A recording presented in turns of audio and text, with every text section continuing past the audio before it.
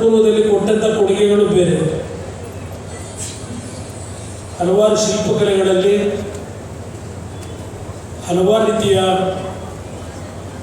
ನಮ್ಮ ಒಂದು ರಾಜ್ಯದ ಹಲವಾರು ಸಾಧನೆಗಳನ್ನು ಮತ್ತು ಹಲವಾರು ರೀತಿಯ ಯಶಸ್ಸನ್ನು ಕಂಡಿರ್ತಕ್ಕಂಥ ಈ ಒಂದು ರಾಜ್ಯ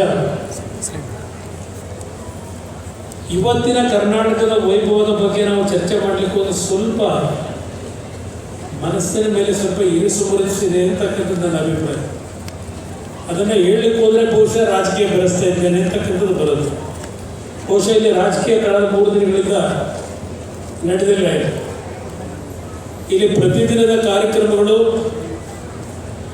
ಮಕ್ಕಳಿಗೆ ಒಂದು ಜ್ಞಾನವನ್ನು ವೃದ್ಧಿ ಮಾಡ್ತಕ್ಕಂಥದ್ದಿರ್ಬೋದು, ಮಹಿಳೆಯರನ್ನ ಜಾಗೃತಿಗೊಳಿಸ್ತಕ್ಕಂಥದ್ದಿರ್ಬೋದು, ಯುವಜನರಲ್ಲಿ ಅವರ ಪ್ರತಿಭೆಗೆ ಒಂದು ಪುರಸ್ಕಾರ ದೊರಕತಕ್ಕಂಥದ್ದಿರ್ಬೋದು, ರೈತರ ಒಂದು ಜ್ಞಾನವನ್ನು ಕೃಷಿಯಲ್ಲಿ ಯಾವ ರೀತಿಯಲ್ಲಿ ಲಾಭದಾಯಕ ತೆಗೆದುಕೊಂಡು ಹೋಗಬೇಕು ಅಂತಕ್ಕಂಥ ವಿಚಾರ ಸಂಕಿರಣಗಳಿರ್ಬೋದು.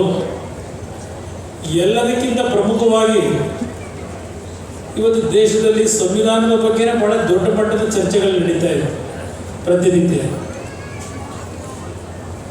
ಆ ಚರ್ಚೆಗೆ ಕಾರಣಗಳೇನು ಅಂತಕ್ಕಂಥದ್ದು ನನಗೆ ವಿವರಣೆ ಕೊಡಲಿಕ್ಕೆ ಹೋಗೋದಿಲ್ಲ. ಆದರೆ ಒಂದು ಪಕ್ಷದ ಮೇಲೆ ಸಂವಿಧಾನವನ್ನೇ ಸಂಪೂರ್ಣವಾಗಿ ಬದಲಾವಣೆ ಮಾಡಲಿಕ್ಕೆ ಹೊರಟಿದ್ದಾರೆ ಅಂತಕ್ಕಂಥ ಒಂದು ಅಪಪ್ರಚಾರಗಳೇನು ನಡೀತದೆ. ಈ ಸಂವಿಧಾನವನ್ನು ಯಾರು ಬದಲಾವಣೆ ಮಾಡಲಿಕ್ಕೆ ಸಾಧ್ಯ ಇಲ್ಲ ಅಂತಕ್ಕಂಥದ್ದು ಹಲವಾರು ಸಂದರ್ಭ